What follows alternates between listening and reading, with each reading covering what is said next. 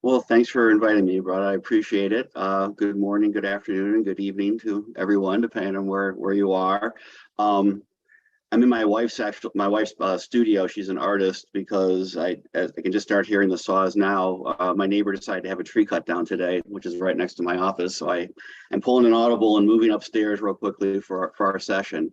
Um, what I'm going to be talking about today is based upon a book I wrote that came out last year called How to Use Storytelling in Your Academic Writing. And I'm going to be focusing on three aspects of the book today.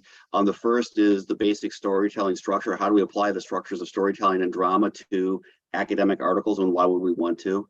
And then I'm going to spend some time talking about some of the techniques of storytelling that you can employ, and then some different tools and pathologies that we tend to see in academic writing and how to deal with them. And I'm going to try to provide a lot of examples along the way, so hopefully that'll be helpful to all of you. What I'm going to do is I'm going to try to do each of those sections, as quickly as I can, and then leave, 5 or 10 minutes roughly for questions after each session so that we can get through everything in a reasonable amount of time. If there are more questions and we have time, I may have to cut down to, end discussion on a particular topic, but at the end, I'm happy to answer questions on anything. So don't feel like if I don't get to your question, when we talk about that section that you can't ask it. So and I look forward to hearing from you and answering your questions, because I think that's going to be the most valuable thing, other than just listening to me, prattle on for 90 minutes. So that being said, I think we have an awesome job, because what we do as academics is we have to, is that we get to think of interesting unanswered questions, figure out how to answer them, do it, and then tell the story. And the questions that we answer are focused on explanations of why something occurs.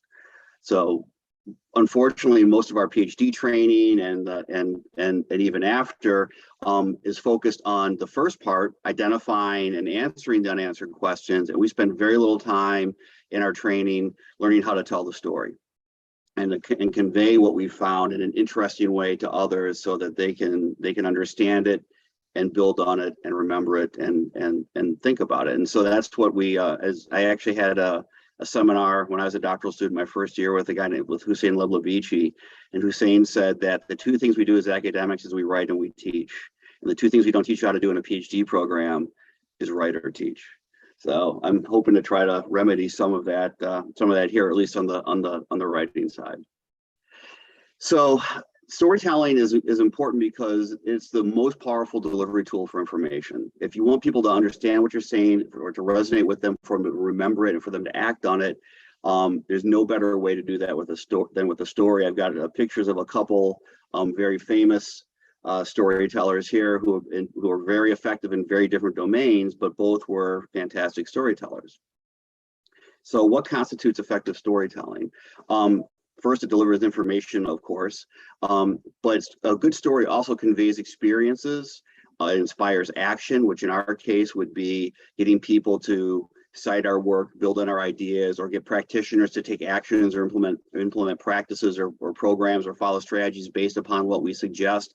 And a good story also entertains. I know we don't typically think of reading an academic journal article as being an entertaining experience, but the really good ones actually are. And the people who are really effective storytellers can entertain you as well as deliver information in a thoughtful and rigorous way. So what are some of the benefits of storytelling for academics, for us all to want to be good storytellers? First, if you're a good storyteller, you can effectively frame how others interpret your work. One of the problems you'll often see, and if you send papers through the review process, you will know, is that if you don't do a good enough job in your storytelling, other people will apply their stories to your data and to your results. And you want them to look at your findings in the way that you want them to, and tell the story that you want them to tell, not their own story. And so, by doing a good job in your storytelling, people will only see, or will be more likely to see the work in the context in which you are telling it, as opposed to other stories they may apply to it. Good storytellers also tend to be more successful. I've been an editor for a journal. I've been a reviewer for all the top journals for over 20 years.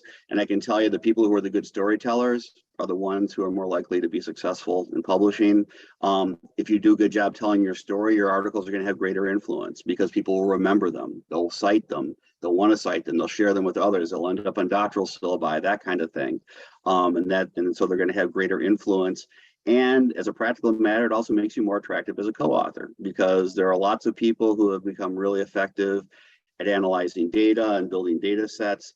The ability to tell an effective story and be a good writer is a rarer skill. And if you can develop that, people will want to work with you. They will bring ideas and bring studies to you, and you will have more opportunities to tell stories if you're good at it.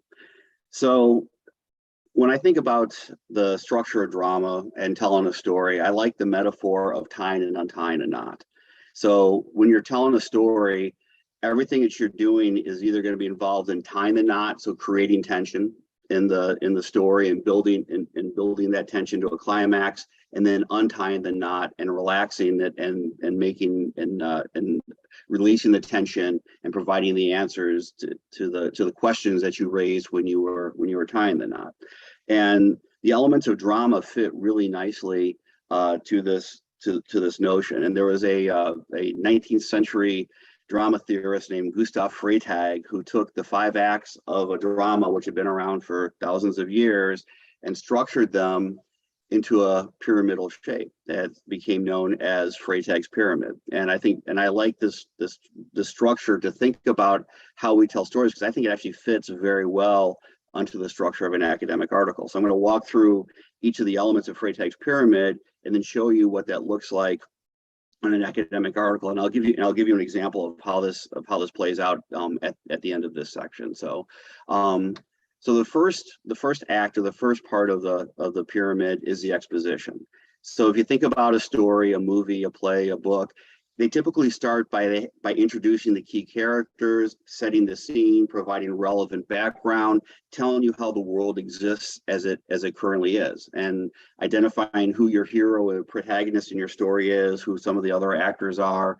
Exposition can happen throughout the story, but the beginning of the story typically is almost all exposition. So we're laying the background, we're introducing you to the players until some point where there's some sort of action takes place. Something happens that then triggers the second part of the second act, the second part, which is the rising action. This is where we are really tying the knot. This is where the tension is created. Our hero or protagonist is going through challenges and struggles and has setbacks and has issues as they try to pursue some objective or goal. And the tension rises as they go through the rising action, because we're not sure, are they going to be successful? What are the challenges going to be? What new challenges are going to pop up that we're unaware of? And at the end of the rising action, we reach the climax. And you can see that unlike the other parts of the pyramid, the climax is a point, not a segment, because this is really the spot at which the knot is fully tied. This is the point of maximum tension in the story, after which we then begin to unravel the knot or untie the knot, and this is what is known as the falling action. And during the falling action, we find out, did the hero succeed or fail? Did they escape the bad guy? All these sorts of things.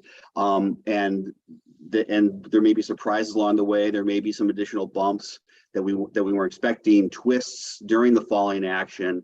But by the end of the falling action, we know what happened. So, and then the final portion of the pyramid, or the final act, is the denouement. And so this is the moment of catharsis, or period of catharsis for the audience. This is where all that we've known is made sense of, brought together. We explain, where we are now, where our hero is now, where they weren't before. And if we had multiple protagonists going through the journey, they may be at this point now set on different paths and following their own journey. So we say, where are they going? What's ahead of them? And this is where we end our stories. Okay, so that's the basic structure. So here's what that looks like applied to a quantitative journal article. So the exposition is typically the introduction to our article, and sometimes the beginning of the theory development section, depending upon how you structure it, if you're providing some background information at the beginning of your theory development. So we're introducing our main constructs, our question, here's how the world is now. We also provide some other information about what we don't know, or what's missing that foreshadows where we're going. But we're setting the ground for our story. And unlike a drama and a movie where we may want to hide the big solution for the big reveal at the end, as academics, we typically have to reveal what happened, or at least provide a preview of what happened in the introduction. But we do it in a way that people still want to see the whole story, and they want to know, how did we get there?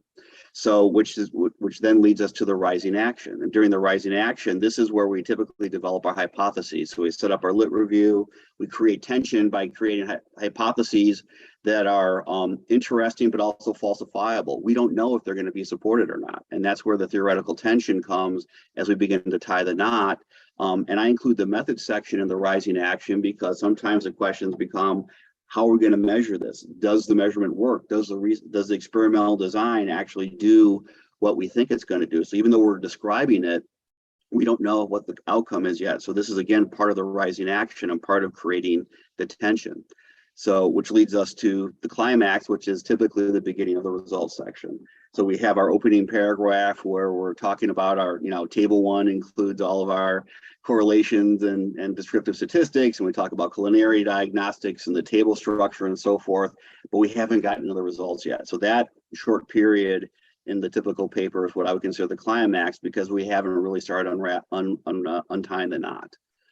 Then the following action where we do that is a hypothesis test, our post hoc analysis, our robustness tests. This is where we're testing our hypotheses. Did they work? Did they not work? Are they partially supported? How robust are our findings to different measures, to different approaches?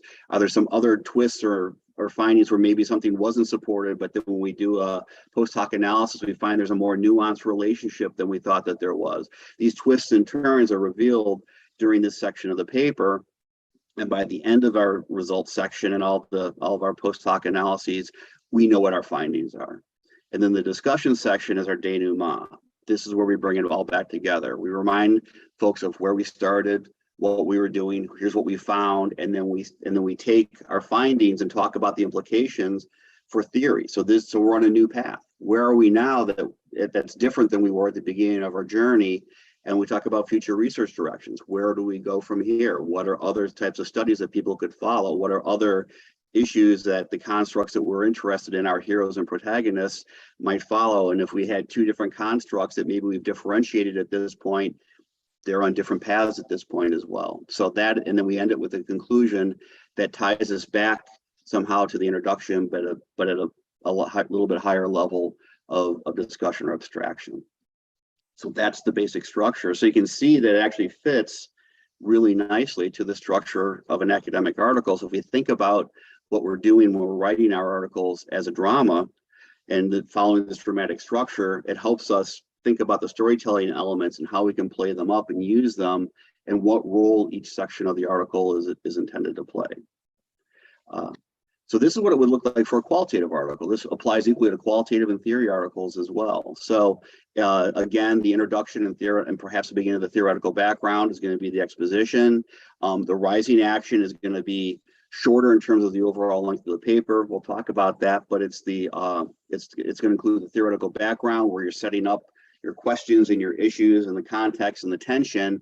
And you're also going to be describing your context, your methods, how you went about studying it. So the beginning of the findings section then becomes like the beginning of the results section of a quantitative paper, your climax. And then the findings and perhaps the beginning of the discussion, depending upon how you structure your paper. If, for example, you have your aggregate figure that you've inducted from your data, and you present that at the beginning of the discussion, that would be part of the following action as you conclude it. And then the discussion section, again, is the denouement, where we bring things together, talk about the implications, future research directions, and so forth. So it applies to qualitative study as well. It can even be applied to a theory article, excuse me, which is a little bit different because we have no methods and we have no results to talk about. So that's not our following action anymore, part of our rising or our following action anymore. So the introduction, theoretical background, same thing. The theoretical background on problem development are going to be pretty short and quick, where we're setting up, doing the lit review and setting up the tension for why do we need this new model? What are we going to learn? What's going to happen? And then the theoretical deliverable which could be a process model, it could be a typology, it could be whatever it is that you are delivering, the new theoretical insights that you're providing. That is the falling action, because that's where we're unraveling the question that we set up. And then the discussion section, since you just spent 20 pages probably talking about your theory, you don't need to kind of go over it again, but you do want to talk about, so what are the implications of our theory for future research? What are the implications for how do we study this? What are the implications for practice? So there'll be a little bit of summary of what's new here, and then talking a lot about the implications of what our deliverable is for research and scholarship and practice. So it applies here as well. It just looks a little bit different. So hopefully, and we can, I'll take questions after I give an example, because hopefully that'll help maybe answer some of these questions, because right now this all seems kind of abstract. So I'll show you what this looks like. But before we get there, I want to talk a little bit about your characters, because it's important to understand who's going on the journey and who are your main characters, who are your supporting characters, etc. And your characters are not the people or the firms that you're studying or the industries that you're studying. They are your theoretical constructs. And so you want to think about and identify, when you're doing your study, who your main characters are. It's who the story is about, who is taking the journey. I like South Park, so Cartman, Stan, Kenny, and Kyle are the main characters in South Park, and so that but your main characters might be independent variables only. So you're really only interested in key independent variables and differentiate them, or their influence, and something like firm performance or something is your outcome. And that's not what the focus of the study is, or where your new theoretical contributions are. That the performance isn't taking the journey, your IVs are.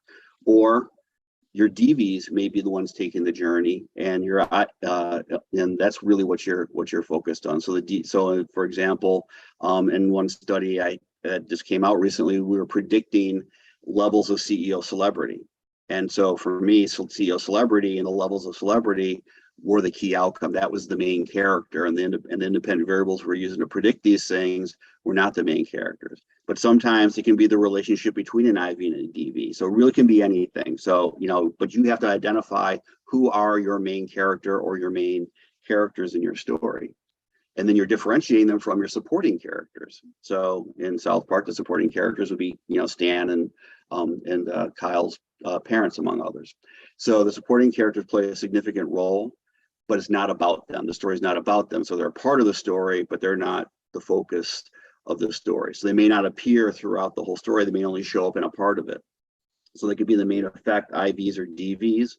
So in my earlier example, we were looking at the CEO's demographic atypicality and their strategic nonconformity as predictors of celebrity. And so for us, those were supporting characters. They were important players, but it wasn't about them so much as it was about celebrity was our main character. Oftentimes supporting characters show up as a moderator or a mediator too. So if you have interactions in your model or mediated effects, those sometimes that may be the main character, but oftentimes they're supporting characters. And then there's the ensemble, or the rest of the characters that help fill out your story, play small roles, add, fill out the scene, fill out the stage. In academic studies, these typically are played by control variables that we include in our model. So they're there, they play a role, but they aren't really the focus of the story. So thinking about your constructs as characters, I think it help you understand what your paper is about, because a lot of times people don't know or forget or don't really understand what the paper is about, and then the readers don't either. And sometimes as you're writing a paper, the characters change roles. So a character that started out as the main character becomes a supporting character or even a control variable, and another character actually gets promoted into a starring role as you're developing your ideas. So they can shift around in their ordering as well as you develop your study, but you want to think about who's playing what role as you go along. So I also want to spend a couple seconds talking about themes and storylines, because these are also important to telling a clear story.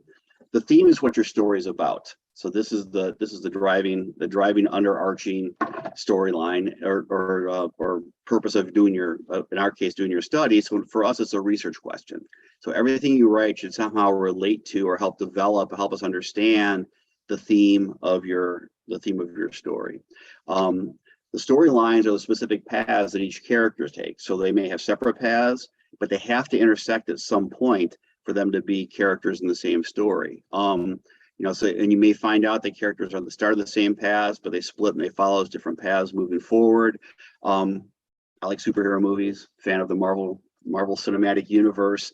And so this is across the different movies, it offers a great example of this, because you have lots of characters, some of which had their own movies, but then they appear in each other's movies as supporting characters.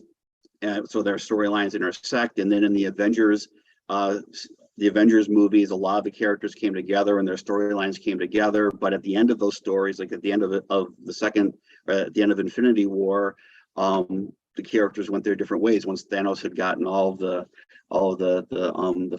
five stones. But then in Endgame, they reconstituted, joined again, but at the end of that movie again, they went on different paths. So their paths can join and separate, but you have to understand what the storylines are. And typically, we introduce new storylines when we introduce new theories. So you want to be careful not to introduce too many storylines, which means you don't want to have too many different theories showing up. And if every time you introduce a character, you're introducing a new theory and you're introducing a new storyline, it may become too much. Stephen King actually tells a great story about this when he wrote his novel, The Stand. So The Stand is this 1,000-page epic novel about what happened after a disease wiped out 99% of the population of the world in a month. So too close for comfort, given the last couple of years. But what he had done was he had started out by writing each chapter, introducing a new character. And he said that when he was 500 pages into the book, it was in danger of falling apart because he had too many characters and too many unresolved storylines. And so his solution was to plant bombs and blow up half the characters, which allowed him to then just vaporize their storylines along with it, which made a lot of the story become more focused again, and he's able to carry it out. We can't do that, but we can use our delete key. And so as you're writing your paper, if you're finding there are too many different storylines or too many characters and you're having trouble and others are having trouble keeping track of who's doing what and why, you may want to aggressively use your delete key to blow up a few of the characters and streamline your storylines. So what does this look like? Let me give you an example using one of my articles. This is an article I wrote with Mike Farr and Violina Rindova. It's actually based on Mike's dissertation. Mike, Violina, and I had published a paper on firm celebrity as a theory paper, and that came out in AMR in 2006. Mike was a doctoral student at Maryland at the time. I was at Maryland with Violina when we wrote the article. I had moved on to Penn State, but I was on his dissertation committee, and Mike wanted to study this for his dissertation. So this paper is actually is Mike's dissertation, the first paper ever to empirically study firm celebrity. So our exposition. What we did, we first established the conversation by moving from broad to specific topics. So we started out talking about intangible assets more generally, then a special class of them called social approval assets. And among those, we focus on two social approval assets, reputation and celebrity. These are our main characters. So we introduced our main characters early on and defined them in our introduction. We then described the existing literatures that these are part of and the problems, in particular that they focus on general performance effects, but not specific effects, which can differ across constructs, and that they fail to adequately discriminate among the constructs. So you're starting to see our theme here. This is what we're interested in. So our theme, reputation and celebrity, have different effects and outcomes because of differences in how they create value, what we term their socio-cognitive content. So that's the theme of our paper that we're going to be focusing on. We defined the constructs, which became our two storylines. We introduced our context, foreshadowed the results, described our contribution. We also spent more time describing our context at the beginning of the theory development section, because that was part of our exposition, because a lot of people in management, especially at the time, were unfamiliar with earnings surprises. This is a topic that has been covered more in accounting and finance. It also is so positive and negative earnings surprises is not only our context, it's also supporting character. So we wanted to spend some time describing that before we got into our theory, developing our hypotheses. And we also need to talk about market reactions to earning surprises, which is another supporting character in our study. These are our outcomes. So the rising action. Now we move on to starting to tie the knot. So first, we established the theoretical underpinnings for building our hypotheses. So we described how reputation and celebrity are gained. Then we developed our hypotheses which now had intersecting storylines. So we brought them together. So our first set of hypotheses were about how reputation and celebrity affect the likelihood of positive and negative surprises. And then the second set were about how reputation and celebrity affected the market's reactions to positive and negative surprises. So they became a moderator of the effect they created in the first set of hypotheses. So the complications we had to address were that there's visibility is a dimension of both constructs. So we had to talk about that. But then we also, one of the other challenges we had was that we expected both constructs to have effects in the same direction. So we had to theorize about the magnitude of their effects, the relative size of their effects, and develop theory along those lines to help differentiate them. So in the methods section, part of our rising action, we provided details about the empirical context in our sample. We defined and justified our key measures because celebrity was a new measure, so there's no precedent for it. So that was really critical. And then we had to justify that, and people don't know if it's going to work. And then we had to talk about there are different ways to measure reputation, and we were really only interested in high reputation. So we had to talk about and justify how we operationalized that measure, as well as how we operationalize material positive and negative surprises, which was our outcome. We also defined and justified the control variables, our ensemble, and then we explained our analytical approach. And we used different approaches for each set of hypotheses. So our climax is the beginning of the results section. So the knot's tied, we're waiting for the following action to start. So we presented descriptive statistics, culinary diagnostics, table structure, like I talked about. People are still waiting. But then we get to the following action. Our first set of hypothesis results, positive surprises, reputation decreased positive surprises, and celebrity increased them, which is what we hypothesized, so great. Negative surprises, both were not significant, so they were not supported. So it's something we had, a surprise that we had to think and be able to explain, which we did. That most CEOs, we think, all try to avoid negative surprises, but they don't always try to avoid positive surprises because the market tends to react better to that. We then present our second set of hypothesis results. Positive surprises both had positive effects as we expected, and celebrity had the larger positive effect, which we also expected and predicted. Negative surprises both significantly reduced the negative effect of negative surprises and market reactions, but they were not significantly different from each other. And we had expected that reputation to have a larger effect than celebrity, and it did not. But they both effectively negated the abnormal returns associated with a negative earnings surprise. So we conducted a lot of robustness tests. They largely confirmed our primary analyses, so no new twists. We did a lot of sensitivity tests for our celebrity measure cutoffs, especially because this was a new measure. The beginning of the discussion section was actually part of our following action, because in this section, what we did at the beginning of it was we summarized our results, but we also did an additional post-hoc analysis where we decomposed the celebrity measure, because it is comprised of two dimensions, and we wanted to show that it was the combination of the two dimensions and not one or the other that were driving our results. We did it here because it actually fit more naturally in this discussion rather than putting it into the results section. So that's why we did it here. So our denouement, we discussed contributions to research on intangible assets. So the value that they bring and how they create value differently. That's new. We established celebrity as a distinct construct. We talked about the role of affect in markets. And we put reputation and celebrity on their own paths. So at the end of our denouement, they're following different paths as distinct constructs. We discussed the limitations, practical contributions, and then we just kind of petered out and really didn't give a clear conclusion, which, shame on us, but that's how our paper ended. So hopefully this gives you, an illustration of how we went about doing this or applying, how the structure can be applied to an academic journal article. So at this point, I'd like to take a pause and take any questions that you might have. So I'm going to try to expand this a little bit so I can see more people. Yeah, feel free to raise your virtual hand, please, so we can see who wants to ask a question and invite you. So I think there was an interesting question from Rhett Breimer earlier. Rhett, do you want to ask your question directly?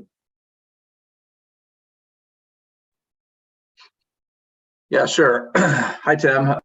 Really appreciate your book and all your ideas.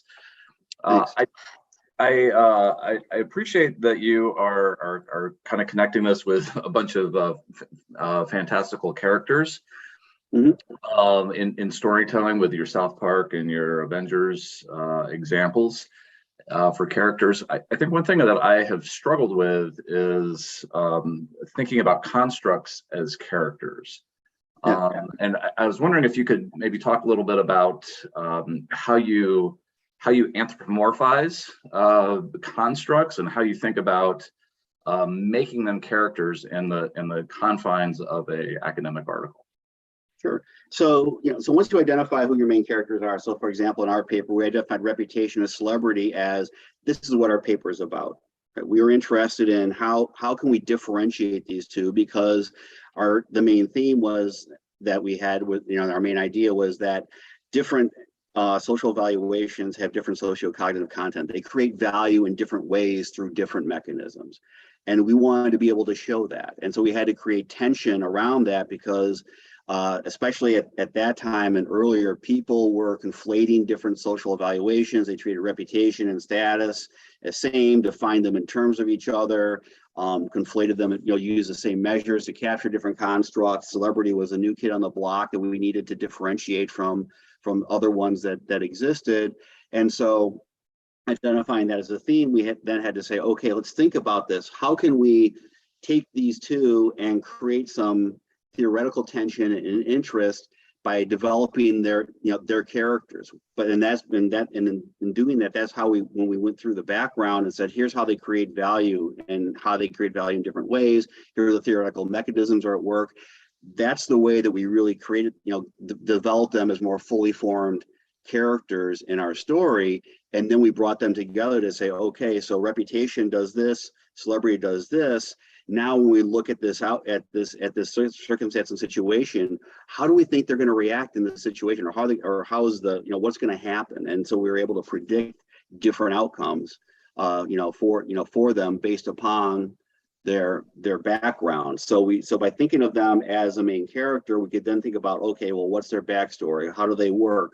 What's the difference? How can we bring them into opposition or tension with each other to tell the story? So just like you would do in any other kind of storytelling, in fiction or otherwise. But what sets one apart from the other? So I mean, does that help? Yeah, it does. I think the in-depth description, their background story, that kind of thing is helpful to think about as you frame them as characters. So yeah, sure, and that's where the exposition plays a big part, a big role, because that you're setting up their backstory and then you're developing it further as you also create tension between them. So Mark, I see you have your hand up.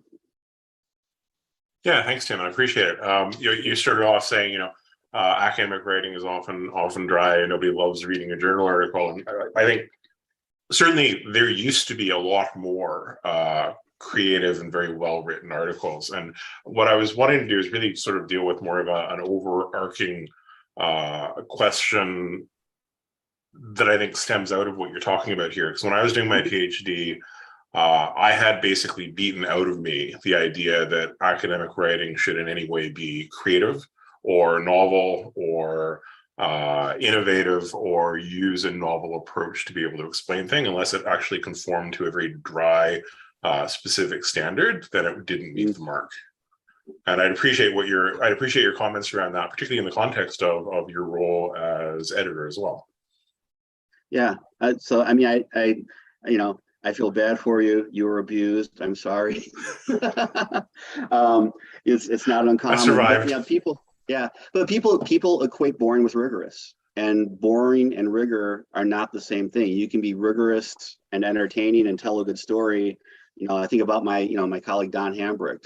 He's one of the best storytellers in our field, and you're not going to accuse him of being non-rigorous in his thinking or the or the work that he does. So this kind of a false equivalence. And now when we think, some people think about, you got to think about how and where you're going to be innovative, right? And so the challenge is sometimes people try to innovate on the wrong things. And that makes it difficult. So, for example, people try to be too innovative in the structure, but we have a structure to our academic articles for a reason, because you don't always read them from the very beginning to the very end. We look for different things in different parts, and so we'd be able to find it to know where to look. And having a structure helps us, but that doesn't mean you can't be creative. So I always say, does that mean does that mean you can't be creative writing haikus? 3 lines, 5 syllables, 7 syllables, 5 syllables, right? The structure creates the boundaries within which you are creative.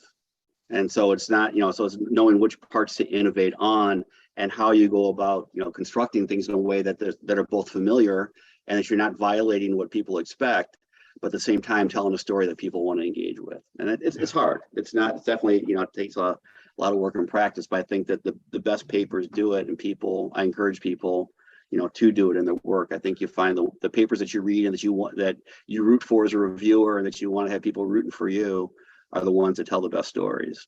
So appreciate that. Thank you. Sure. Linda has a question. One more. Yeah, one more question, then we can move on. So just to keep on time. So who has a question? Linda? I do. I'm Linda. Okay. Thanks again this morning. I was just curious, when you were looking at the characters and we were talking about the independent variables and the dependent variables, I was trying to see how that would kind of translate into like process theory. Yeah. So if you could just touch briefly on how you see characters in that context, that would be super helpful. Sure. So it's the same kind of thing. So who's taking the journey? Who's going through the process? That's going to be your main character. Right. And what are the key, there might be mechanisms that are going to be supporting characters that play important roles along the way, but they're not going through the whole process. So whoever's going through the process is probably going to be the main character in your, in your story. I would think in a process story, and there may be, and again, different parts that are going to be more or less relevant or play parts along the way, but don't play parts in the other. But what depends on what your theme is. That's also going to help you identify who your main characters are in your process. Does that help? Yes, it helps a lot, actually. Okay. Thank you so much. Yeah, so to give a quick example, so a couple years ago, I published a paper with Keisha Lashley, again, her dissertation paper on the process of stigma reduction in the medical cannabis industry. And so stigma was our main character, and it was going through the process of having a stigma reduced. And so the elements of the process were the supporting characters, but the main character was core stigma, and how do you reduce core stigma? So that would be an example in a process study. So if you don't mind, I'll take further questions at the next break, and at the end, I'm trying to get my box here, get the right corner. There we go.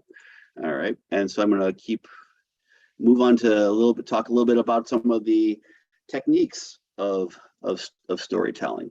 So some of you, at least Americans, should recognize this photo. You may not, depending on how good your history training was, but this was a very famous photo in the US. It was taken in 1964 in Birmingham, Alabama. It was, there was a nasty little alcoholic racist commissioner of security in Birmingham named Bull Connor, who decided to send the cops out with attack dogs and hoses to attack marchers in a peaceful protest of civil rights in Birmingham in 1964.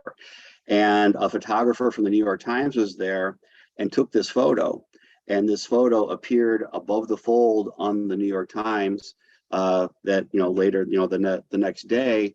And it has been credited with getting the 1964 Civil Rights Act passed, because this photo put a human face on what was going on down in the South. Up to that point, people in the North didn't really know or understand the depth or the nature of what was going on and what was happening in the segregated South in the United States in the 1960s. And this picture brought it home and had the emotional impact that it just turned a lot of people around and made them activists when they weren't before. And so by providing that human face, it took an abstract concept and made it real and made it visceral for folks. And so the facts that they had been hearing now had an emotional punch behind them. And that's what we need. And that's what we do in storytelling when we provide examples, or we provide a human face, which is a very, very valuable technique in storytelling, because human face allows readers to connect with your story. It adds an emotional component that brings facts and logic to life, which is really important for us because we spend most of our time making factual, logical arguments.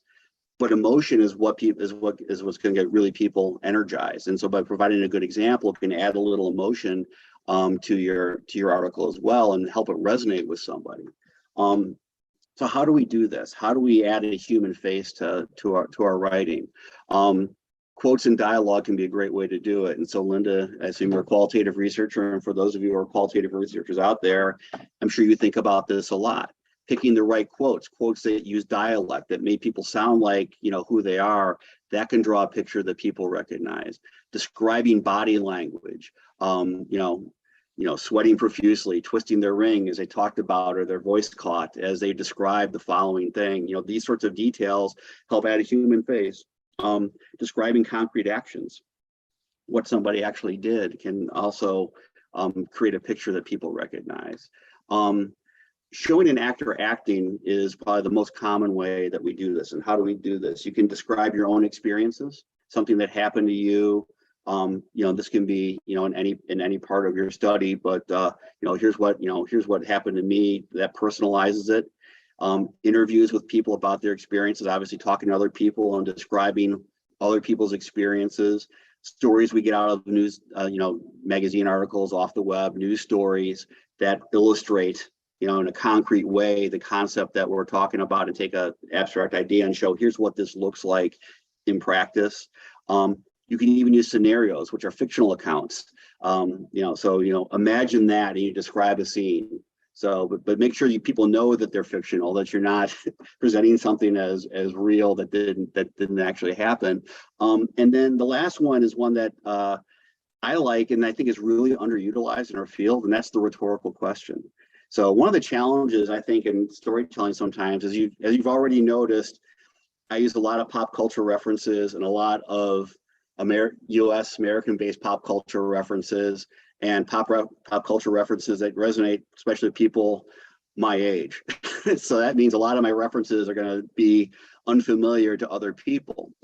If you use a rhetorical question, you don't have to worry about coming up with a reference or an example that other people will know, because they will come up with their own example based upon as they answer your rhetorical question that resonates with them. So you're actually putting your reader's face on the question. So the human faces the readers by asking them a rhetorical question that they answer with an example themselves. So if I ask you, when you're browsing through a bookstore, how do you decide what books to pick up and look at? You're going to think about that, and everybody's going to have a different story. But then you have your own example. So as I talk about that I use that as an example when I talk about the role of titles and abstracts when I'm talking about writing the front end of a paper. So that's an example of a rhetorical question. Motion and pacing is another critical aspect of storytelling, and one where we as academics fall down miserably quite often. So action and commentary combine to create motion and pacing. So either something happens and then we comment on or talk about it, and there's a back and forth between action and commentary. If you have all action, it's exhausting. It's like, being shot at with a machine gun. You're in a forced march. If it's all commentary and very little action, it's like you're sitting on a river with no current and you're just floating there. So if you think about it, so motion drives a story forward. Pacing is the rate at which the story unfolds. And so if you think about it, so the painting on the left is a painting my wife did some years ago. The painting on the right is a painting that a friend of ours did. Both beautiful paintings.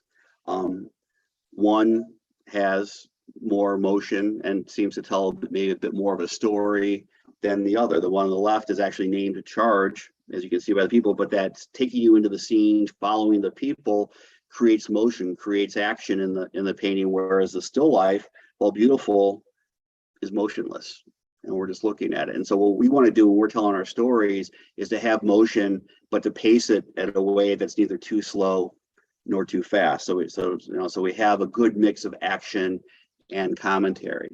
So to do that, we need to understand the different types of action that we can see. One is natural action. This is the types of things you would expect to see in a situation.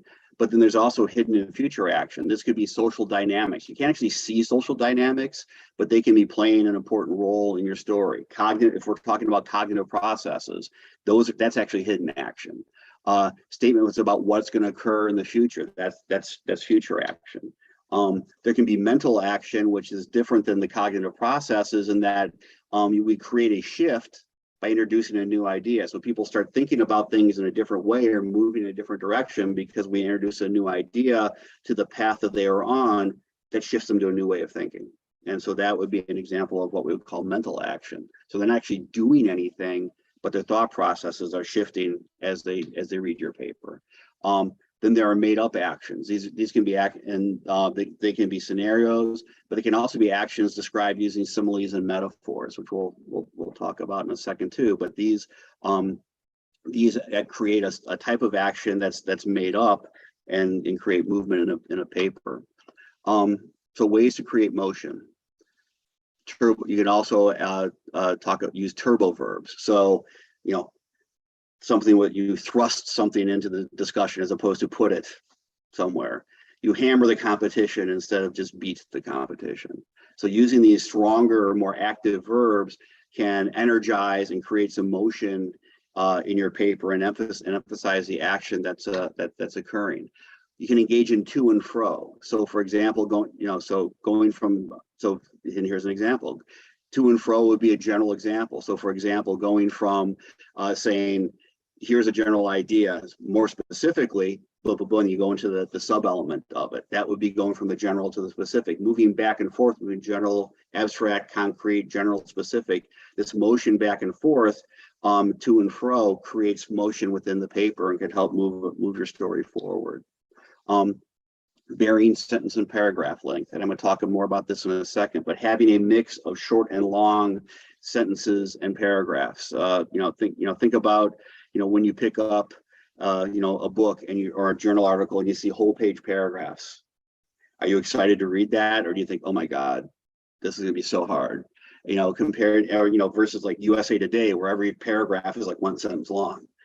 So that you're going to have a different sense of how quickly you're going to be able to get through things, but varying that can create a sense of motion. Same for sentences, and we'll talk about that too when we talk about some of the tools. Vary your word usage. So use synonyms, but don't use them for your constructs. One of the mistakes people make is they use synonyms for their key constructs, and in academia, the synonyms can have different, very specific meanings. So you want to be careful when you're talking about your theoretical construct that you consistently use the same term every time, but you can use synonyms elsewhere. So for example, yesterday I was writing a paper. I was working on a paper and I had to talk about comparing the differences between different types of social evaluations. And so, when I talked about the first, second, third, and fourth, I said the first one is based on, the next one is derived from, the third one is driven by, and the fourth one results from.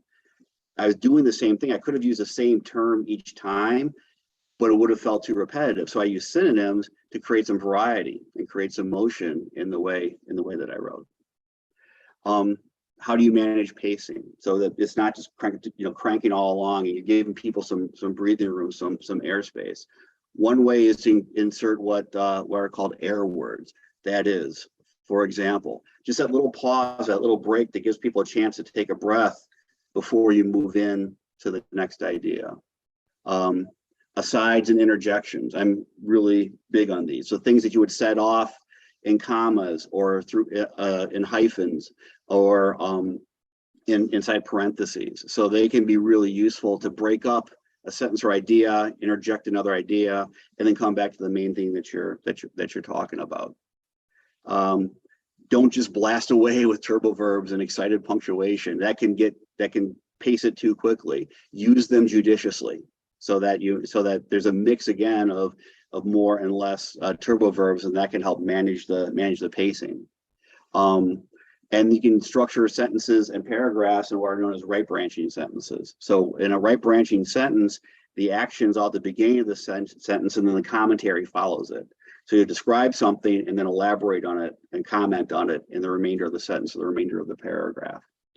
And that's a way to kind of spread things out and kind of manage the action versus, so you're not just action, action, action, action, or just paragraphs of commentary. So at a macro level, you can also manage motion and pacing by thinking about the length of each section of your paper. Because one of the things I've seen, certainly as an editor and reviewer, and I try to think about in my own writing, is where papers bog down. You know, you think about when you're picking up a paper, where do you start yawning? Where do you get up to get a cup of coffee? You know, what's happening? And part of the problem is sometimes sections are too long, or you're like, get to the next section, you're like, wait, I don't understand. How'd you get there? What was this? What's the definition? And then it might have been too short. So you want to think about, you know, so what are some rules of thumb? And these are ones I've come up with. I'm sure you can find fantastic papers that violate every one of my my suggested page lengths, but in general, for quantitative article, for any article, really, 3 to 4 pages, double spaced, 8.5 by 11-inch pages, not the A4. That's a decent length introduction. You're going to be able to say everything you need to say, but not go over things too much or start including information that should maybe be in another part of the paper. In a quantitative paper, the theory and hypotheses section should be about 35% of the paper. So typically 12 to 14 pages. In a qualitative paper, the theoretical background is shorter. So that's going to be about, 5 to 7 pages, which would be about 12% since they tend to be longer. And theory papers are shorter. So the lit review is going to tend to be like 5 to 6 pages. And then there's going to be a theory development section that's going to be about 16 to 18 pages. So that's going to be over half of the paper. That's the guts of your theoretical deliverable that we talked about earlier.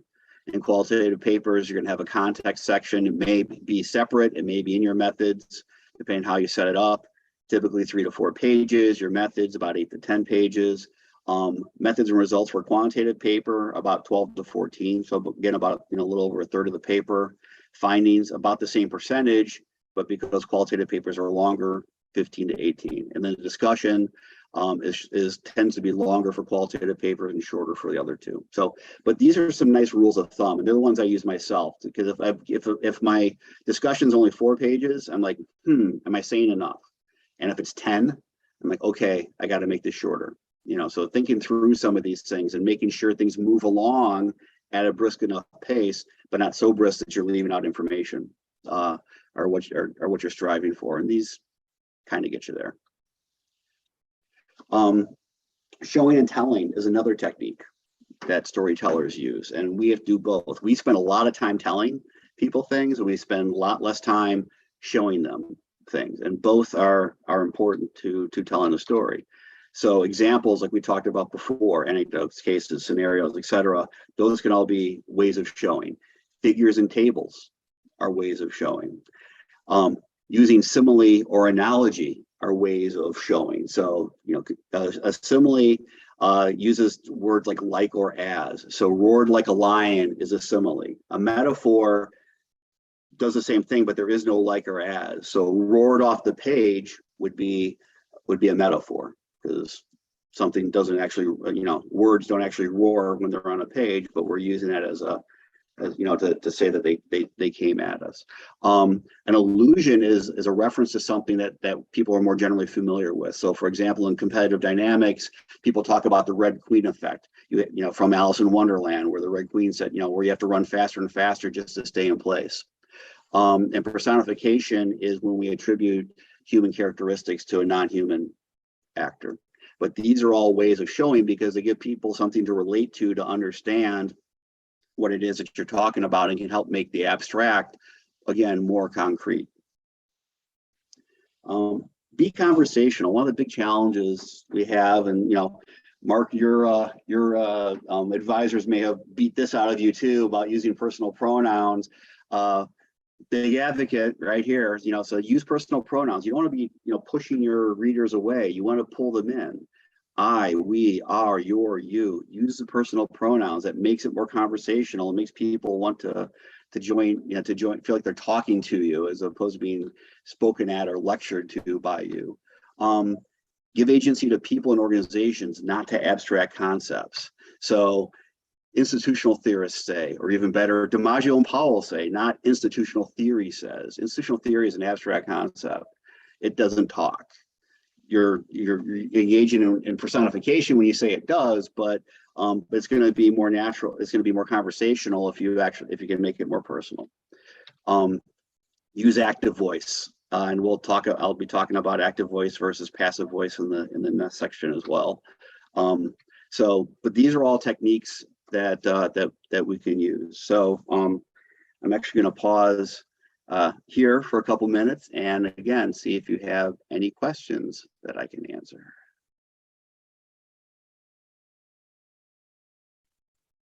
Kind of rip through those pretty quickly.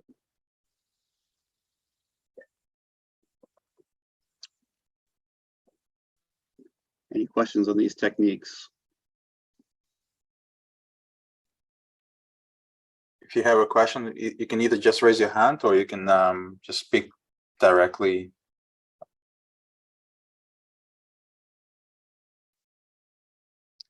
There's a question in the chat, Tim. Yeah. Bilal is asking, I have always been told not to use personal pronouns. So how do I argue for the change? Say, that's wrong.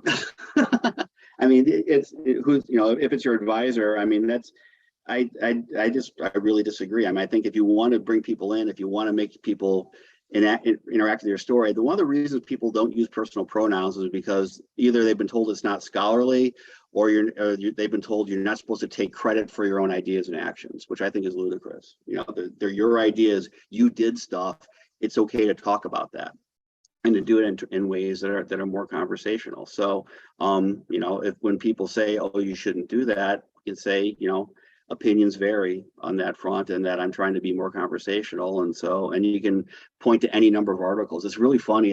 So a woman named Helen Sword wrote a really good book called Stylish Academic Writing. It was one of the ones that I recommended in the recommended reading list. And one of the things she noted was that people in the natural sciences are way better than people in business and people in psychology who actually study people and being conversational and doing these kinds of things. So that you'll see more of that in natural science papers and engineering papers, apparently, than you'll see in art papers. This idea that you have to be so arm's length and not use personal pronouns, because if you don't use personal pronouns, and again, it's going to make it stiffer language, and you want people to feel like they can engage with you, that you're having a conversation. Because that's what we call it when we're setting up our what literatures we're speaking to is we're creating the conversation that we're going to be a part of, identifying the conversation that we're going to be a part of. And you can't have a conversation if you're not talking to people. So that's where I say use first and second person pronouns. Other questions? Mark? Yeah, if I could build on that. I like the idea of using personal pronouns and that idea of conversationality. What I'm curious about, and again, this ranges depending on academic tradition, and my bent is much more qualitative than quantitative. I can speak quantitative, but it's really much more of that. But I'd be really curious as to your thoughts around actually situating yourself as researcher into the writing that you're doing. Yeah, and I think as a qualitative researcher, I think it's imperative that you use first person pronouns, right? Because you can influence who you're studying by what you do. You need to be able to acknowledge that, but you're also describing, and especially in the methods section, is your journey. And oftentimes you started out studying something, a certain question, and it leads you to another question. You're explaining why. And to do that in some sort of a disembodied third person, the authors did this kind of way, it makes very little sense when you're the one who took the journey. So you may as well describe it in your own terms. But I think you're right, by acknowledging your role in the process, it helps you think about, how did I shape my outcomes? And that can have, depending upon the type of qualitative research you're doing, your role in that process can be huge, right? And to be able to acknowledge it and think about it and talk about it, and to not do it in a way where you use an I, me, you, them, they, doesn't make a whole lot of sense to me. I don't know. How do you feel about it? Well, I totally agree with that. And what I'm wondering about is sort of extending that into quantitative research is presented as objective and rigorous and precise. And let's be clear, that's your own journey in terms of figuring out what's the data telling you and actually finding something meaningful in there. And in that, there are choices about what you select and choose and what you leave out and what you interpret and how you interpret it that I think is as important in terms of understanding the researcher and their mindset and their journey through that as if you're a qualitative researcher. I agree. I mean, I find it very unfortunate because I think quantitative research occurs in practice much more like qualitative research does, but quantitative researchers aren't allowed to say that. And so they have to, the way you write it is different than the way you did it. And so, you know, and that's one of the norms of the field, but I think you're right. I mean, why did you choose to construct a variable the one way versus the other? Why are you controlling for this and not something else? Why did you use this manipulation in your experiment and not some other manipulation? Or why didn't it work? You know, why are you asking the questions you do? You know, that all, you know, and so things show up in post hoc analyses. Basically, post hoc analyses are all the stuff, the cool stuff we wanted to look at that we couldn't really develop hypotheses about or that reviewers asked us to do. So, you know, and that's what you end up seeing it, but we treat them as, oh, and there's these other possibilities without kind of really acknowledging, well, why are we considering these other possibilities and why weren't they in the front end of the papers? Because they can't all be, right? And some of the stuff came up as part of the doing of it. And you're trying to separate what were the ideas that we had that we wanted to test versus what are all the other ideas that came up during this process that don't really fit in the story, but that are interesting or important to talk about.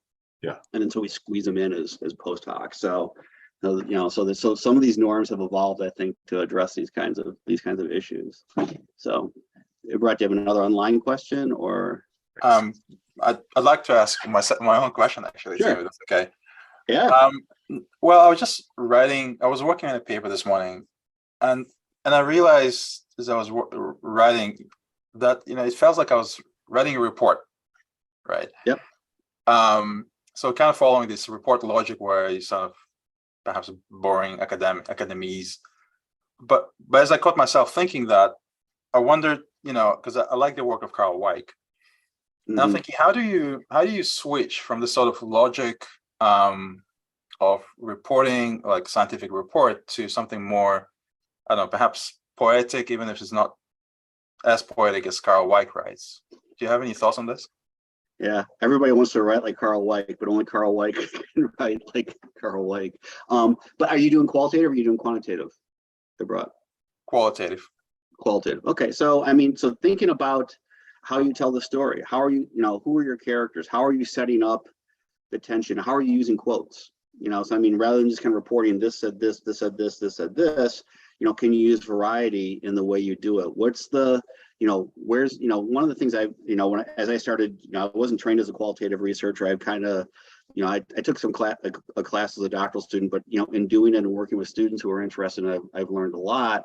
And one of the things that one of the lessons I've learned in qualitative research is, you know, you can't present everything as all clean and tidy, because it didn't happen that way. People want to see the dirt, they want to see the tension, they want to see the complications.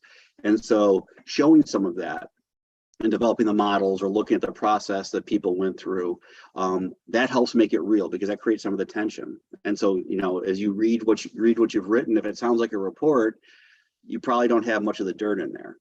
And so, you know, so make your story a little dirty and give them some of the, you know, the background and some of the, here's where they struggled, or here's where this didn't work out, or here's, you know, it's like, you know, it didn't just happen. They had to do these other things, and that richness of detail is going to help enhance the storytelling. So, I'm gonna, if you don't mind, I'm gonna move on because I want to talk a little bit about language here with the time we have left. So, so we need one of the challenges we face as academics is a lot of our writing is very cluttered writing as opposed to clear writing. And clear writing is concise, no extraneous words or phrases, uses the simplest, most direct words possible. You know, all things that don't sound like any academic article you've probably ever read. They're active and vivid. They're free from obscurity and ambiguity, and they move readers along without the readers noticing they're being moved along. And that's the, you know, that's a big key. So this is what we're doing. This is what clear writing does when it's most effective. There are a number of pathologies that I've seen in academic writing that inhibit clear writing. I'm going to talk about a few of those and provide some examples and show how we could address them. The first is what I call the fat suit. So again, superhero reference. One of the cool memes that came out of Avengers Endgame was Fat Thor. So Chris Hemsworth at the bottom, that's what he normally looks like. They put him in a 70-pound fat suit, so that's what he looked like on the right when he became Fat Thor after killing Thanos.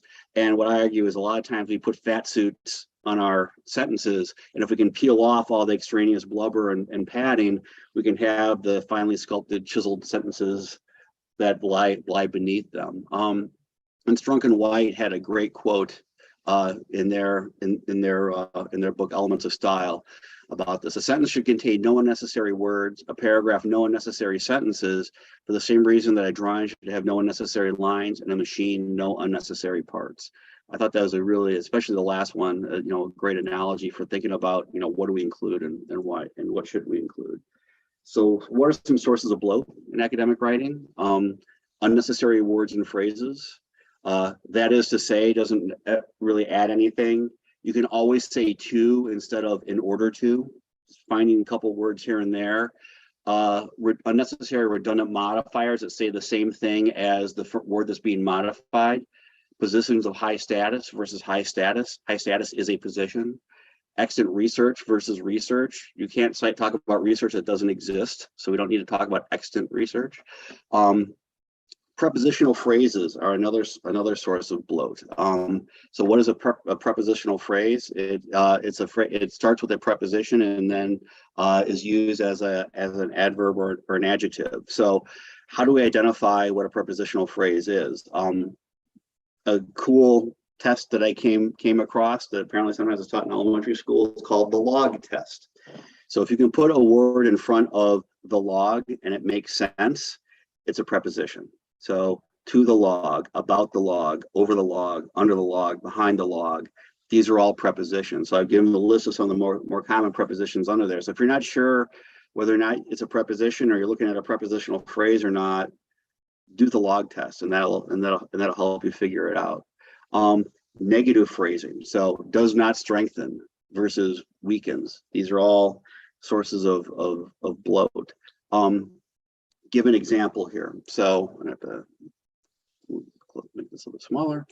So here's a sentence from an actual very famous article. I can't read it in one breath because they didn't use any punctuation, but here we go. Control of agency problems in the decision process is important when the decision managers who initiate and implement important decisions are not the major residual claimants and therefore do not bear a major share of the wealth effects of their decisions.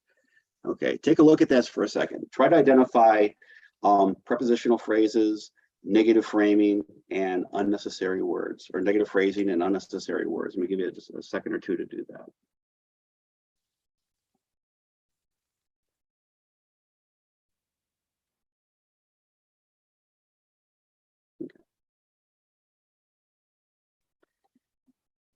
Of agency problems in the decision process and of the wealth effects of their decisions are prepositional phrases. Those are actually prepositional pileups because we've got two prepositional phrases in a row. Who initiate and implement important decisions are unnecessary words, are not the major residual claimants, do not bear a major share are negative phrasings. So how could we rephrase this sentence more clearly and more compactly?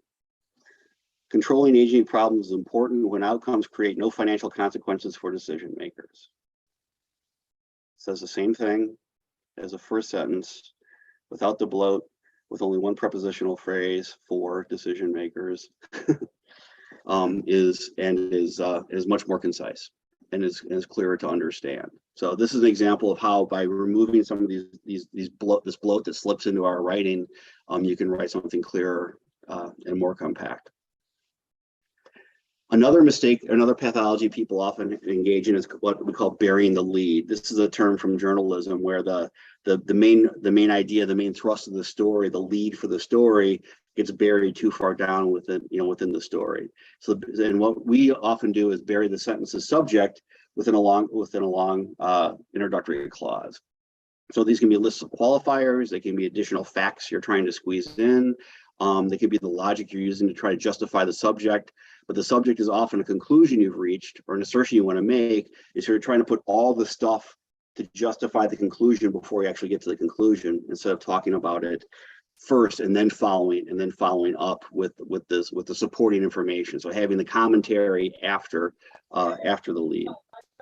So to give an example, so this is actually 2 sentences where the lead is buried. So it says, these ideas are familiar for observations of pre-modern cultures and are responsible for the image of stasis that we frequently ascribe to such societies. It is thus interesting to note that the idea that actors are constrained by accepted models represents an important but under-recognized thread that runs through much thinking in modern organizations and markets. Quite a mouthful. So, from observations of pre-modern cultures and for the image of stasis, we got some prepositions there. Prepositional pileup to such societies, another prepositional phrase. Is thus interested in note that the idea is bloat, unnecessary words. And finally, after 54 words, we actually get to, in purple, the lead. The actors are constrained by accepted models represents an important but under-recognized thread. So, and it's all buried in the second sentence. So we could actually rephrase this. Under-recognized is that the barriers to change created by adherence to accepted mental models exist equally in modern and pre-modern society. So now the lead is back to the beginning of the sentence, and we've conveyed all the same information. Sentence stuffing is another problem, where we try to cram as many ideas and explanations as we can into a single sentence, using words and phrases like and, so, further, in addition, and also, frequently and often after semicolons is one way we tend to try to cram additional information in. Using long tangents and asides, typically set off by commas, parentheses, or or dashes, are another way. Is I'm actually a big fan of asides and tangents. I use them a lot, but you have to use them carefully. So tangents and asides are useful when they're important, advance the sentence, and are brief. Okay, so they have to meet all 3 of those criteria. If it's unimportant and it doesn't advance the sentence, cut it. It goes to the cutting room floor. If it's important and it advances the sentence but it's not brief, make it a footnote. So that way your sentence can keep your story can keep moving along. If it's important and brief, but it doesn't advance the sentence, again, make it a footnote. And finally, if you're saying something that requires additional explanation, you want to point reader to additional info, or you just can't resist adding an interesting factoid to the paper, again, make it a footnote. I know some editors and journals try to push and say, decrease the number of footnotes. Again, that's a point on which I disagree. I think footnotes, you can have too many footnotes, and papers can be difficult to get through if they're, if you've got half a page of text and then half a page of footnotes.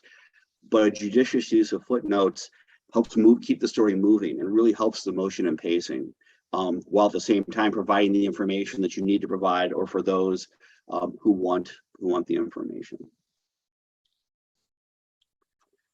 Another pathology is mind reading. So we leave important information out of the paper. It's in your head, but it doesn't make it from your head to the page. And these can include assumptions that you're making, definitions. Often people don't define even their key constructs, let alone acronyms or jargon they may be using. The concepts may be poorly elaborated because a lot of the stuff that is just still stuck in here. People oftentimes leave out logical connections that tie an argument together. So if you've read an article or a paper where the arguments seem to be disjointed and how they get from here to there, that connective tissue is often missing. And so you have to read the author's mind to know how they made those connections and how they got from A to B to C. How you measured your variables. It's amazing how often I've seen papers where people don't actually say how they actually operationalize their constructs or how they went about measuring their variables. They don't define and describe the controls they use in their models and why. How you determine your sample size. They just say, we use a sample of this, but didn't say how you got there. Does the sample vary across models or not? They just put a figure or a graph out and don't interpret it. These things do not speak for themselves. You have to provide context and explain what people are supposed to be seeing in the graph and what is it telling you. why the study is important even needs to be done. Sometimes people never even cover that. So why does this happen? It often is we get too close to our studies. When you're working on something for 1, 2, 3 years, you oftentimes forget what it is that you're assuming or what's in your head that you're not conveying, or that the reader is not going to know, and we're not empathizing enough with our readers. So, to deal with some of these issues, get friendly reviews. This is so helpful, having other people look at it and saying, I don't understand this, or how you got there, or what does this mean? That helps you identify a lot of the mind reading. Always define terms and spell out acronyms fully the first time you use them. Avoid acronyms for new constructs. This is something that Linda Johansson, former managing editor for ASQ for 40 years, talked about.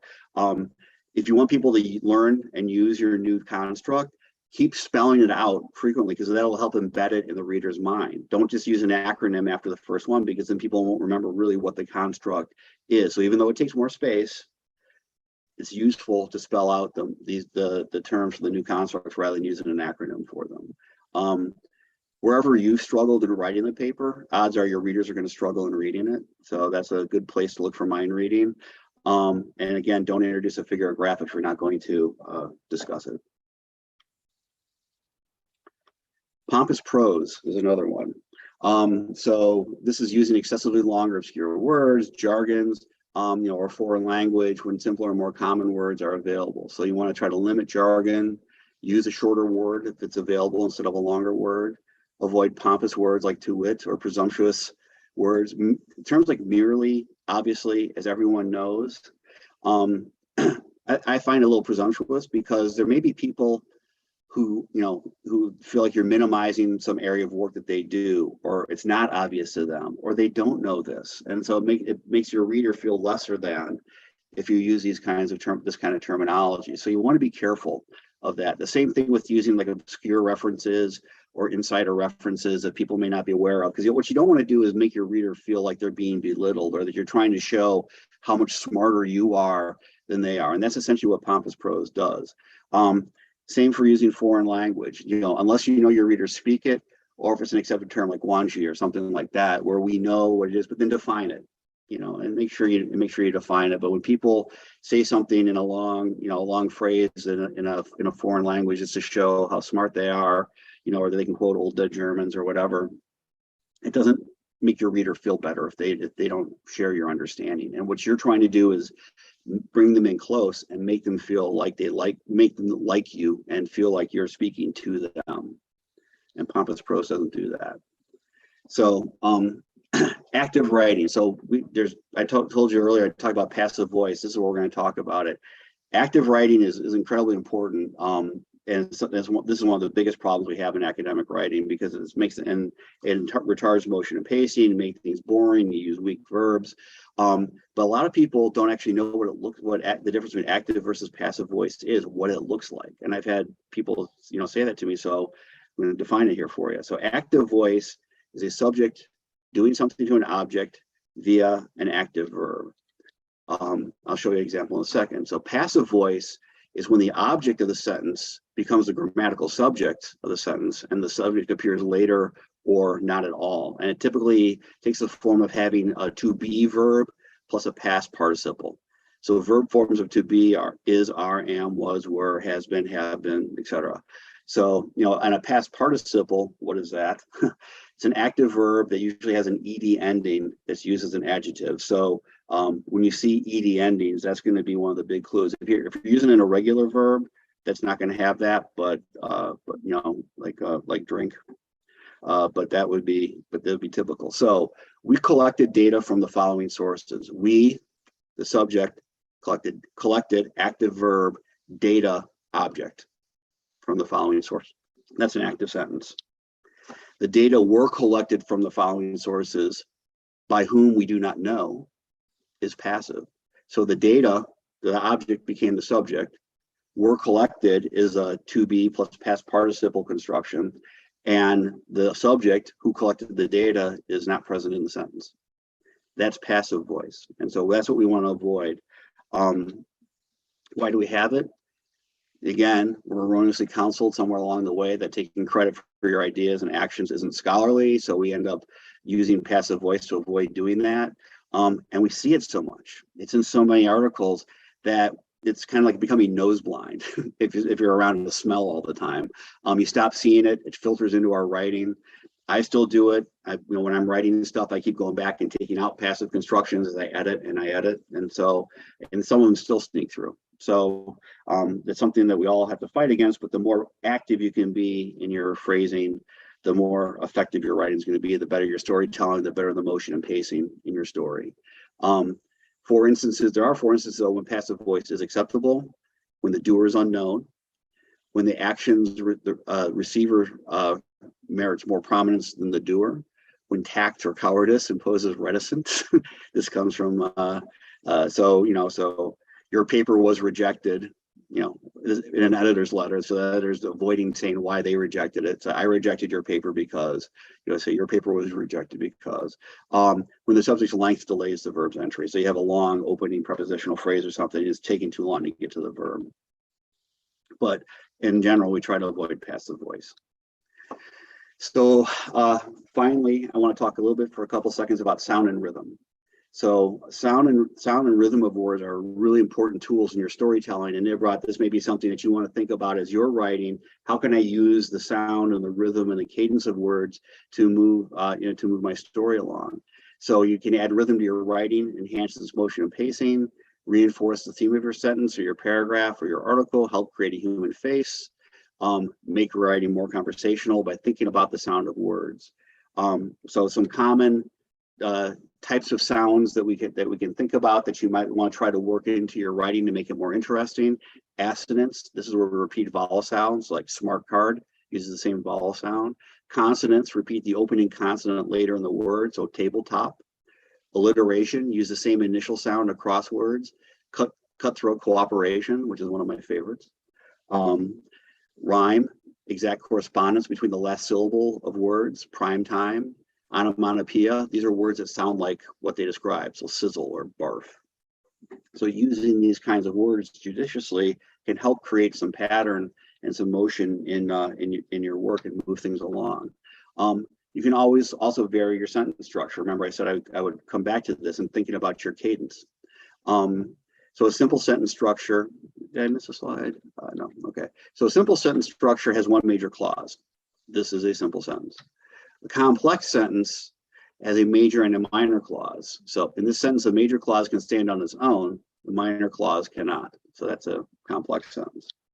A compound sentence is 2 major clauses joined by a coordinating conjunction, in this case, and. This is the first major clause of a compound sentence, and this is the second major clause of a compound sentence. A compound complex sentence has 2 major clauses with an embedded minor clause. So in a compound complex sentence like this one, there are 2 major clauses and a minor clause is embedded within one of the major clauses. So not to get too, school marm grammar person on you, but thinking about this and thinking about how you structure sentences and mixing this up so you don't have lots of long compound, complex, and compound sentences in a row, or all simple sentences in a row, can add some interest to your work and create some cadence. So cadence is the rhythm and pattern, and you can gain it through repetition or through variation. Using punctuation, I call them as breath marks. Anybody who sings probably knows what breath marks are when you're reading music and they have a little mark where you're supposed to breathe when you're singing. We use punctuation that way. So like that earlier sentence that I was reading that had no commas or anything in it, I couldn't read it in a single breath. And that's a great test. If you can't get through a whole sentence without taking a breath when you read it aloud, you need to add some punctuation. In varying the sentence and paragraph length, you can mix them up. You can consider breaking longer sentences and paragraphs into 2 shorter sentences or paragraphs. If you have a lot of short sentences and paragraphs, you might combine them into longer ones. Use parallel sentence structures, and repeated phrases can also be used to create a cadence. And when you're listing things, list from the shortest and simplest to the longest and most complex. People find that easier to read. There's less they have to keep in working memory, and so it's easier to go from shortest and simplest to longest and most complex. So I want to finish by reading showing you a paragraph from an article by Lebuvici, Salancic, Kopay, and King. It's their 1991 ASQ on the radio industry. I love this paragraph. I think it's a great example of so much of what we talked about. So they start, broadcasting evolved uniquely in the US into a privately owned and operated commercial enterprise. As Waller found, other countries organized it in a variety of ways, but public ownership or supervision was their standard. So we set up, okay, what's this about? In Iceland, the state owned and operated all broadcasting equipment and maintained and rented receivers to listeners. In Italy, Turkey, and the USSR, the state also owned broadcasting equipment and did all programming and broadcasting.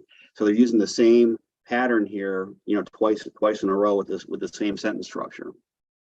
In Sweden and Switzerland, the state retained ownership and technical operations, but left programming to a state-controlled agency. So they're using a compound sentence here, a little bit different, and changing up the sentence structure.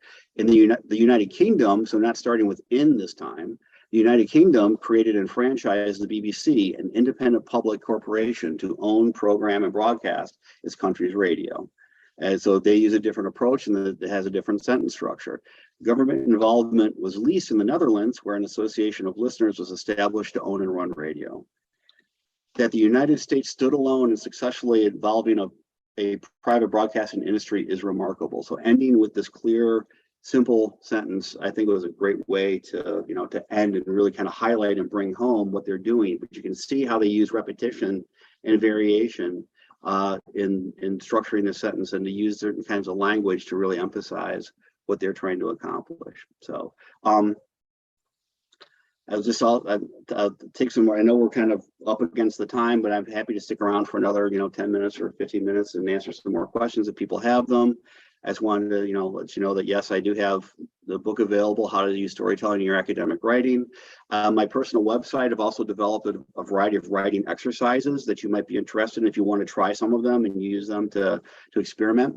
And the book's available. I recommend buying it from Elgar because you can get the lowest price from them. Actually, it's cheaper than on Amazon. If you live in the US, make sure you pick the US dollar version. And if you live outside the US, make sure you buy it in Great Britain in pounds, because they ship them from different areas, and that's why. So you want to buy them from the area they're going to ship from. And then there's also an ebook version available. So that said, enough of the advertising. What questions do you all have that I can answer about this or any other section? For when? Yes, thanks a lot. Actually, I have a question more on the early part on this, the following action and also the conclusion. So basically, my question relates to the writing style.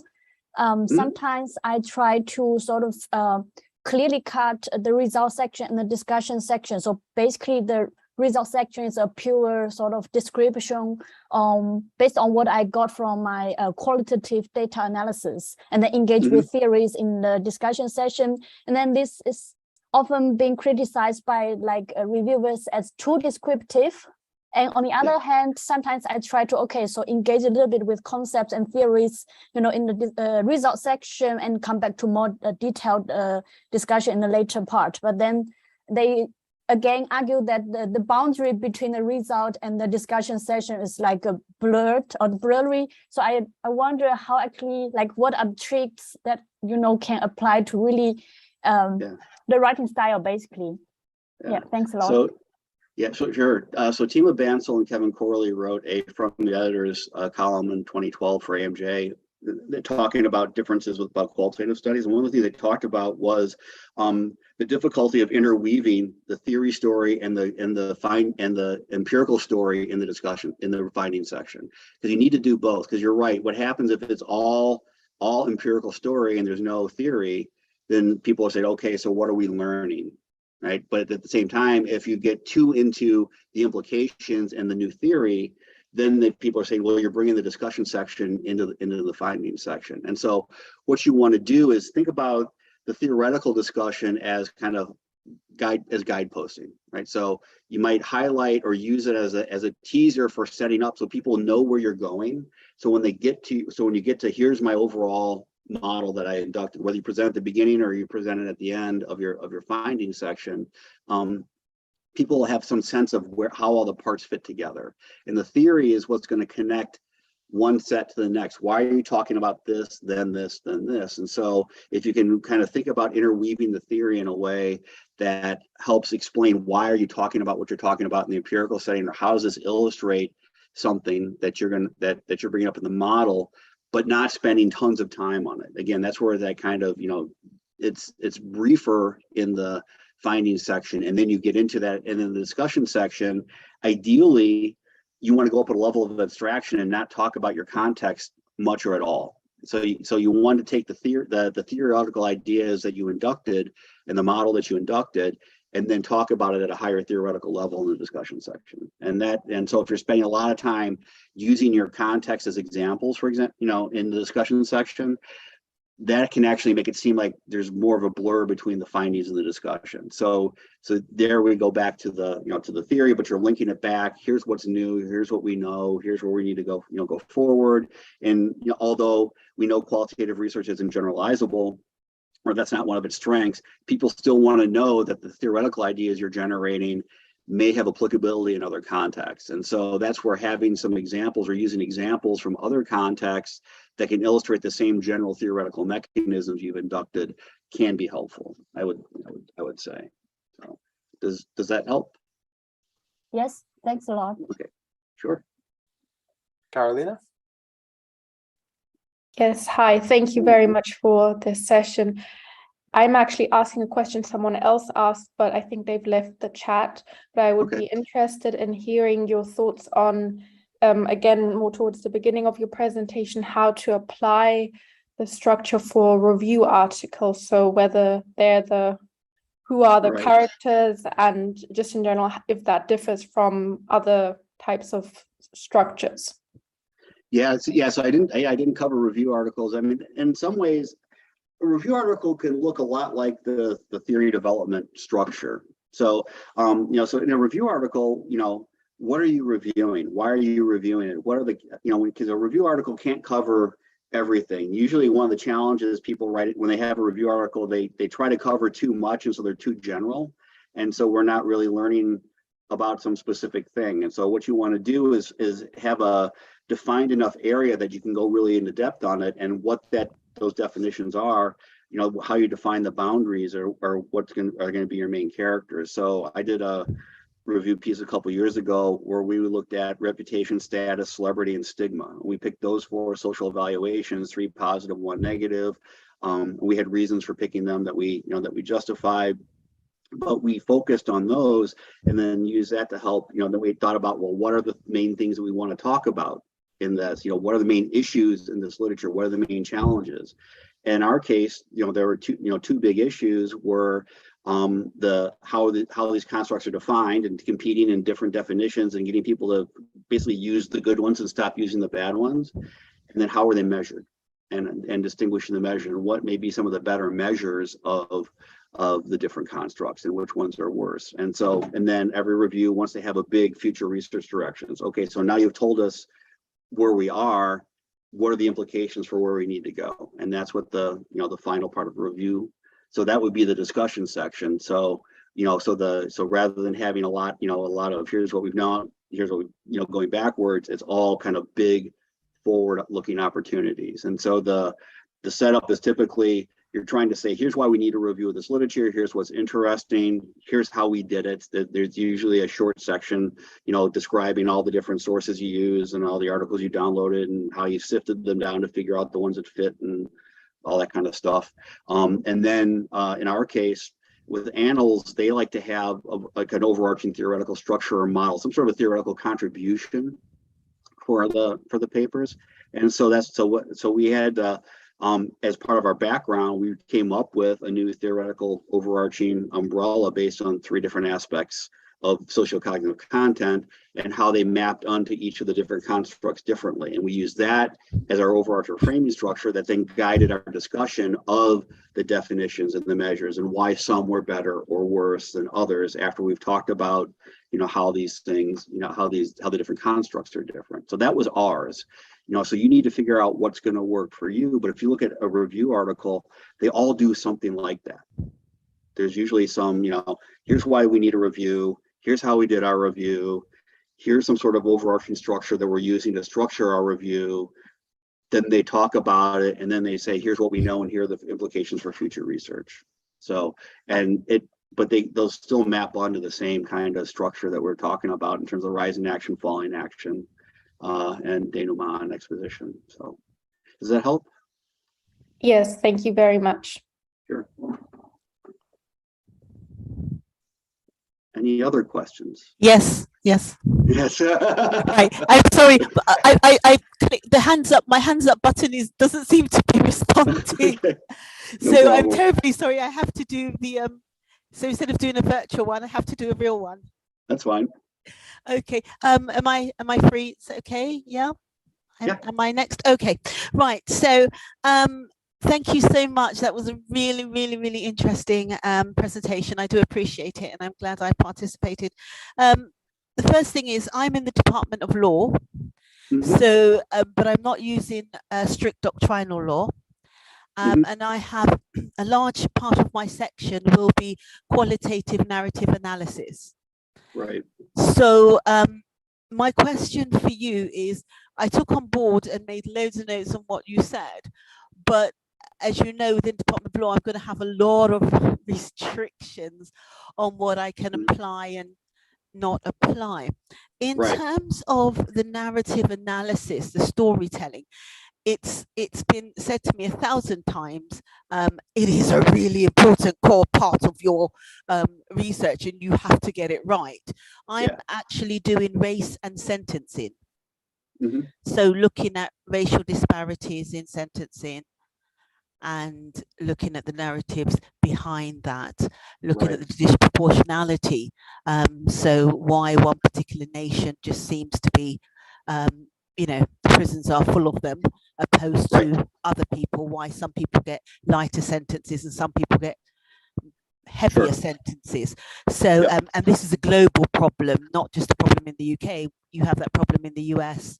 All over the US, yes, and France has that problem, Italy has that problem, so it's a global problem. So my question is, in terms of, I was really interested in your section on Be Conversational, and I'm using case law, so how conversational can I be in analysis, and is that going to be applicable? I mean, I guess in being conversational, I mean, you can use case law, but describe it in simple, clear terms, right? So I mean, it may require some translation, some summarizing of the legalese but by doing that, and it may be not just when you're summarizing what the case law said or describing, that's not where you're going to necessarily be saying I, me, we. Yes, right? yes. But it's going to be in other parts of the paper. So you go back and forth between that, but you can say, for example, so if it, let's say if the authors are, Simona and Yadov. So I got two names next to you on my screen, so I'll use those. So so say instead of saying the authors say, Simona and Yadov say that, using their names and talking about them and say, draws it, yes. Yeah, so here's what we can take away from their findings or from this case. Okay. So instead of saying the Supreme Court, say Justice, Lord Justice, so and so in the Supreme Court, but we do not necessarily agree, or I do not necessarily agree because precedents is set elsewhere. Okay. Exactly. Really if you're helpful. making your argument, you can say I disagree because, and then you have your other case law and your other arguments or evidence that you're bringing in. Yes. So yes, so when you're making a personal statement or making, that's okay. I think that helps make it more narrative, right? And helps people feel like they're reading a story. Awesome. Right. Thank you so much. Thank you. Sure. Yeah. So we're going to do one more question. If anybody has one, okay. Anya, is that Anaya? It's Ananya. Ananya. Sorry. No worries. Thank you, Tim. Excellent presentation. Really enjoyed it. My Thank question you. was a little bit extension of what was just previously asked, is that for outlets such as more business outlets like MIT Sloan Management Review or the Harvard Business Review, where you're doing case studies, you work with companies, and you're trying to put out a story that has the energy, but at the same time, can't go into too much of details. Do you have any specific tips for those? A lot of that, what you covered, does cover that. But if you've given some thought to that, it would be very helpful. Tons of examples. So, you know, executives like examples. And so what you want to do is avoid using, you know, theoretical jargon, but you want to translate, you know, you want to convey your story. And you could, and you'll notice that a lot of these articles use a lot more examples to illustrate them. And so having some good key or even a running example that you can use depending upon the nature of of what it is you're talking about, that's really going to help. And so, you know, so by getting to the point and then showing what the implications are for them. So they don't care what the implications are for theory. This is really kind of taking the obligatory implications for practice paragraph from an AMJ or an ASQ and turning it into the whole thing. So you want to feed them the new ideas and talk about, here's how other people have talked about this, but here's our new insights, and here's examples of this, and here's how this would work for you, making recommendations. Those are the things that really work in those kind of practitioner oriented, the thoughtful practitioner oriented pieces.